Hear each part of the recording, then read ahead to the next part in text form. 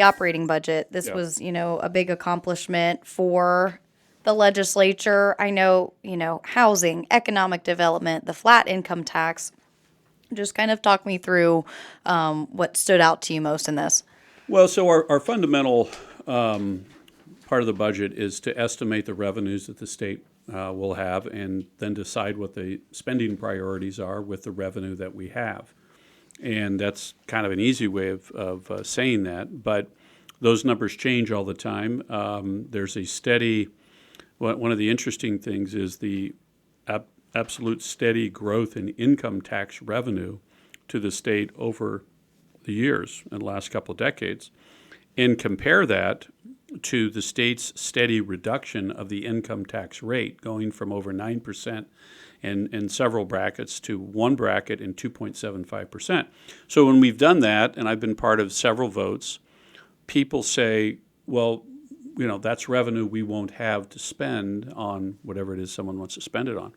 Well, in fact, what happens when you have a lower flat rate is, instead of paying money to the government, which doesn't use money efficiently, almost by design, people have extra money. They spend that. It creates more revenue in sales tax. The person who's providing the service or good, they have more income tax and they pay revenue. So that's why low flat income tax rates, in fact, produce more revenue to the government. And so it's I suppose, if you're trying to make an argument against it, you vote against it, and that's the best argument you can make. But that's, in fact, false. It's a false narrative. So the fact that now we have a flat revenue or have a flat rate means that we will, again, you can look at every historical example, and you can just use Ohio and see that increase in income tax revenue. So I thought that was a big deal. We only had a 1.9% increase in spending. That's the lowest in many, many years, many general assemblies, and certainly lower than inflation. So I thought that was significant. There was a lot of great policy. Some things that, we thought maybe should be obvious, and a number of other important pieces of policy that were in there. Sometimes we're scolded for dealing with social issues. Well, the General Assembly deals with all issues that are properly before it, that are constitutionally before it. And so whether we do that in a separate bill or budget bill, everybody has a chance to weigh in and vote and things like that. The interesting thing with the Brook Park development or the Cleveland Brown Stadium, this will be the largest economic development project in the history of the state. One may make the argument, well, if you used the $600 million of unclaimed funds money for something else, it would be better. Well, that's true for every economic development project that many local governments and chambers of commerce do. And, for what we did at the Enderall plant, Intel, the engine plant, Fairfield County, the hundreds of other facilities we currently do. So this would be the largest in the history of the state, and it's not using ordinary taxpayer money. The other part is that they don't have access to the funds unless the spending model demonstrates that the state will recover the funds directly from increased tax revenue from the project. I will tell you, we don't do that with other economic development projects. If your local development committee says we're going to give a $10 million loan so that they'll locate their facility there, there's no guarantee that they're going to be paying that back, and in fact, often they don't. That the local economy will recover that. Well, that will happen with this facility, or they don't get the money. So, much ado about nothing, I think, in the sense of whether the state is going to be made whole. But, just a lot of other great policy. Of course, it's a balanced budget, which we're required to do constitutionally. The state is the federal government, unfortunately, is not required to do that. And unfortunately, they're actually not even passing budgets anymore. So a serious problem there. But yeah, I think Brian Stewart and our budget team, David Reedy, our policy director, Marcus Benjamin, really a bunch of smart people working on this. Megan Sorensen, I should add. I could keep adding all the staff, but it's really a great team effort. Yeah, some brilliant folks that we have for sure. I want to talk about, school funding and not just public, but also, private schools as well. It was a record or historic $700 million more, which, is an all-time high. We always hear about public schools and, they're at a deficit and why they need more money. You recently had a pretty neat experience at the other side of that coin. Yeah, so I had visited a school called St. Thomas Aquinas. Now, this school is on East Broadway Street in the east side of Cleveland, and if you've been there before, it's a challenged neighborhood. I guess is maybe the best, kindest way to put it. About 5 years ago, the Catholic Diocese in Cleveland, because of low enrollment and costs, was going to close this school and 3 other schools that are in similar neighborhoods in Cleveland. And an entity called Partnership Schools, which has kept several schools open in Harlem and the Bronx and other parts of New York, asked the diocese to run these schools, and they are. And St. Thomas Aquinas I'm familiar with because the principal is a woman named Rachel Dengler, formerly known as Rachel O'Connor, who graduated with my daughter from Lima Central Catholic and was also the shooting guard on my 5th grade CYO basketball team. And she is a confident, in-charge person who's running this school. Now, the school itself, again, in a tough neighborhood, is 100% African American. There are 0 Catholics in the school, and it operates out of a 126-year-old building. Wow. So it is possible to operate out of a building that is not brand new.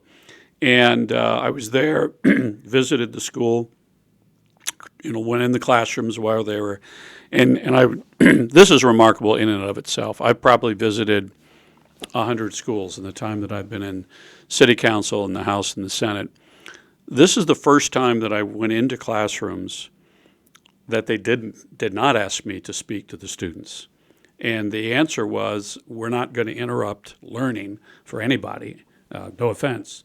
And so they're used to having people. And one of the students came to the back, explained, well, we're reading Of Mice and Men. This is the 8th grade class, and we're breaking it down into plot, subplot, who the characters are.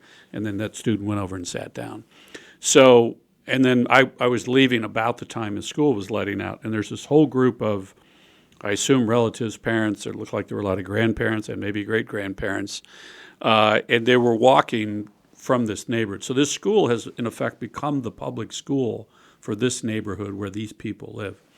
I think East Cleveland, I'm not sure, but we spend the most per child in that school district than any place else out in the state.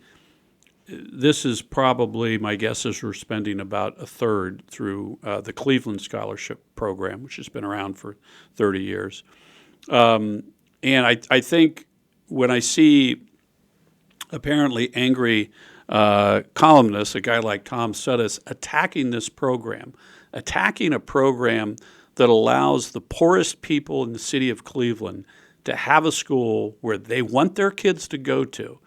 And I'm pretty sure that Rachel O'Connor Dengler is not making the same amount of money as a public school principal. To attack that program, it's just beyond me why someone would do that. But I think we need to do more of it, and I think we need to draw attention to these success stories. Yeah, thank you for explaining that.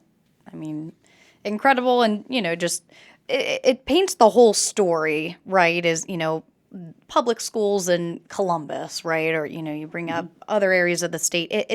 Or in private schools, they're not the same all across. Yeah, and the answer, I think, ultimately is, Ohio is a very diverse state, maybe one of the most diverse states in the country, and there are the government typically, and certainly I think in K-12 education, is simply not nimble enough to deal with all of these questions. The people who are nimble are the people who are dealing with it in their household, in their neighborhood, with their children. And most people who decide to take, in this case, a Cleveland scholarship, are not doing it because, well, I think he'll get into a better college. It's this school is safe. This is with relatives of mine. This is my neighborhood. In fact, I'm told maybe a third of the school, the reason those students are there is this school remained open during the pandemic. And many parents were just driving by, seeing kids out on the playground, and their kids were at home. And, they didn't have access to the internet and didn't have computers and all. So their kids were doing nothing. And they said, can my kid go here? And they said, sure, bring him in. So their enrollment went up, about 30% right away because of the pandemic. And, of course, those kids have stayed there. Yes, thank you for sharing that. On top of that, I want to ask just generally, what are you most proud of this first year back in the House and leading this? Well, we've talked about several of the things, the ongoing problems that we've addressed, the energy issue, our higher education bill. We resolved the marijuana hemp issue. We got redistricting done, frankly, without a lot of fanfare, and that's probably the biggest accomplishment. And we've got this budget done with a lot of great stuff. So I think it's more of a collective thing that I'm most proud of, that those bills were getting passed by a substantial majority of the Republican caucus. Frankly, I'm fascinated with the real estate tax bills that those were also received some pretty strong support from the Democratic Party. And what that means to me is that the people who worked on this, when you have a 65 to 34 majority, you really don't have to work with the other side. But they did anyway, and because they knew that this issue dealt with everybody in every district. So I think probably the thing I'm most proud of is the size of the mountain that we have climbed legislatively. Yes, I was asked also, this is a little bit of fun, do you have a New Year's resolution? Oh, wow. I do not have a New Year's resolution. I don't know if I can think of right now, but I'll probably try to understand my grandchildren. Yeah. How about that? I would ask you to tell the story again that you told in Dayton. But yeah, they're interesting cats. I have 11 grandchildren, and there's 2 8-year-old girls. These are cousins, of course, and a 5-year-old girl. And then 7 of the next 8 are boys. So I have 7 grandsons between the age of 1 and 5. And young 3-year-old boys don't listen very well. And so sometimes I have to act like I got to lay down the law. But no, they come rushing to me whenever I come over. So, but I'm going to be a better husband, better grandfather, better father, better lawyer, better legislator. All of those things. They'll make it very general. How about that? Yeah, the 2026 version, the new and improved. It's not too new, but hopefully improved. So. Well, Speaker Huffman, thank you so much. Quickly, our social media, you can visit us at Ohio House GOP Caucus on Facebook, Ohio House _GOP on Instagram, and OHR GOP Caucus on Twitter. You can subscribe on YouTube or wherever you listen to podcasts. Speaker Matt Huffman, thank you so much. Thank you, Olivia.